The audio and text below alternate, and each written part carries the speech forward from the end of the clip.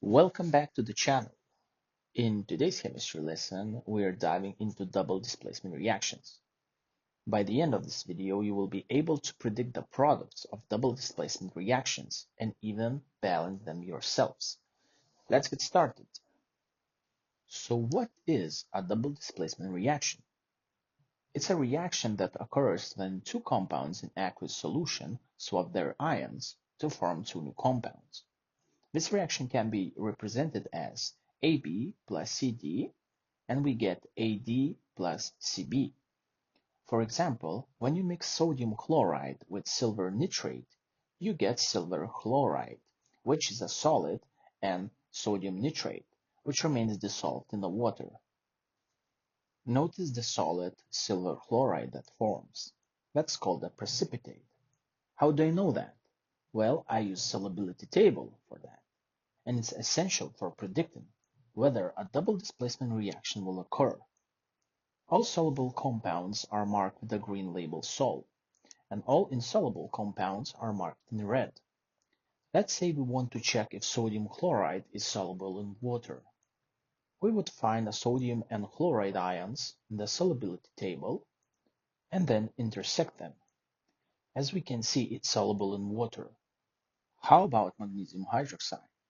Well, the answer is no. It's insoluble in water, so it will form a precipitate in a double displacement reaction, and that's what we're looking for.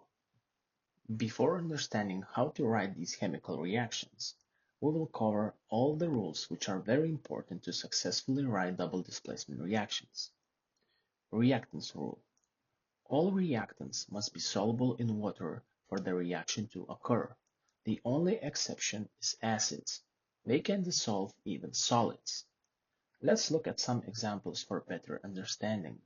Sodium chloride reacts with silver nitrate because both reactants are soluble in water. However, if we exchange silver nitrate with calcium carbonate, which is insoluble in water, reaction doesn't occur. Lastly, if we take magnesium hydroxide, which like calcium carbonate is insoluble in water, and mix it with hydrochloric acid, reaction takes place. So do not forget the rules of the reactants, because it's the first step of writing correct reactions. There are three main types of double displacement reactions.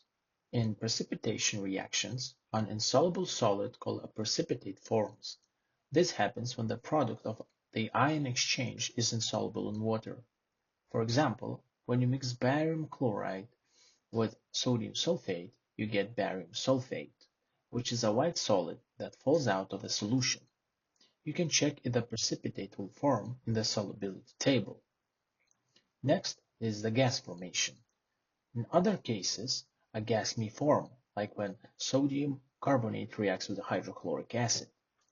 The product of the reaction is CO2 gas, which you see bubbling out of the solution.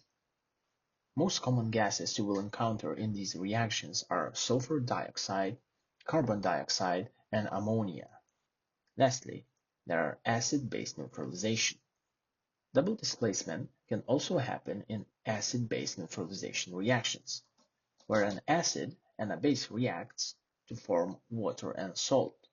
For instance, mixing hydrochloric acid with sodium hydroxide gives you sodium chloride and water. There are three unstable products in double displacement reactions: sulfurous acid, carbonic acid, and ammonium hydroxide. All these compounds decompose and form water and additional products: sulfur dioxide, carbon dioxide, and ammonia.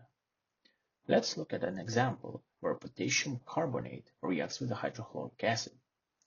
Potassium chloride and carbonic acid are formed, but the acid immediately decomposes into water and CO2.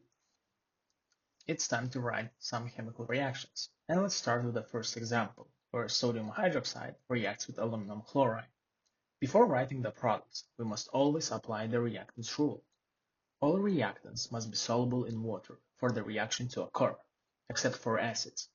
We don't have any acids here, so we'll use the solubility table. Both sodium hydroxide and aluminum chloride are soluble, so we can write our products. To write the product, you want to know every ion charge present in the reaction. So sodium is +1, hydrogen -1, aluminum is +3, and chloride is -1. Basically what happens is that ions switch places with each other. Sodium connects with chloride and aluminum with hydroxide. Because sodium and chloride have the same oxidation state, the compound formula doesn't change. However, aluminum and hydroxide have different oxidation states, so all we do is swap the charges with subscripts and get AlOH times 3. Now that the products are written correctly, it's time to apply our third step.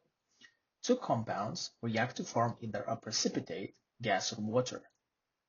We can cross out water and gases, and all that's left is the precipitate, which we can check in the solubility table.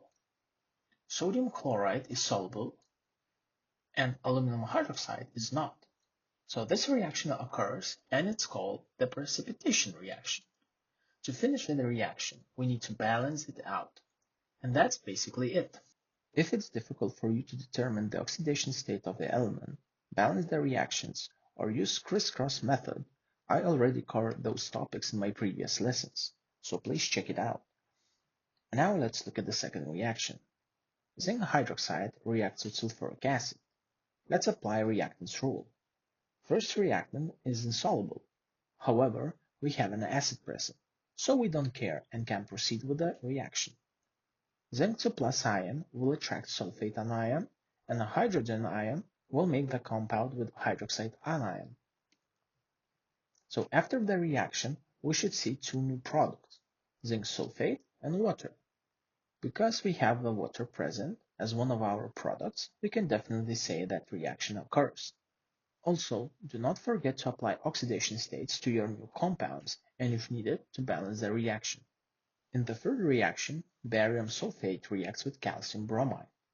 If we check the reactance rule, we will see that barium sulfate is insoluble, and because calcium chloride is in an acid, reaction doesn't occur. Also, even if it was an acid, we must always check for precipitate, gas, or water in our products. If there is no precipitate, gas, or water, the reaction doesn't occur. Now we have a reaction between ammonium chloride and lithium hydroxide. Both reactants are soluble, so we can write the products. Ammonium ion attracts hydroxide and lithium ion chloride. So our products are ammonium hydroxide and lithium chloride. And here we have our unstable product.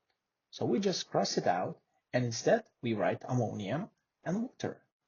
As you can see, it doesn't matter what compounds react in a double displacement reaction. If you remember the rules, you should be fine. Like always, I will leave some exercises with the answers for you to practice with. If you have some questions, please write in the comments below, or maybe you want me to cover some other topics. Do not hesitate to write, I really appreciate it. See you in the next one. In 10 seconds, you will see the answers, so please stop the video now.